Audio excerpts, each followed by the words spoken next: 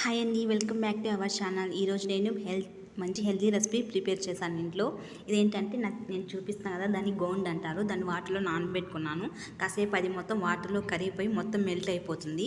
ఇది చాలా హెల్త్కి మంచిదండి. 15 ఇయర్స్ టీనేజ్ వచ్చిన వాళ్ళకి, అమ్మాయిలకి కానీ అబ్బాయిలకి కానీ లేడీస్ కానీ చాలా మంచిది. చాలా హెల్త్కి కూడా చాలా మంచిది.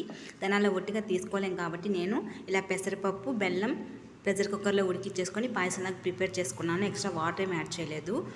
ముందుగా కొత్త వాళ్ళు మన ఛానల్ ఏమైనా చూసినట్లయితే సబ్స్క్రైబ్ చేసుకొని నాకు సపోర్ట్ చేయండి ప్లీజ్. తర్వాత అది పూర్తిగా చల్లారిన తర్వాతే ఆ వాటర్ అనేది ఇందులో యాడ్ చేసుకోవాలి. ఇప్పుడు సర్వ్ చేసుకోవడానికి ప్రిపేర్ అయిపోయింది.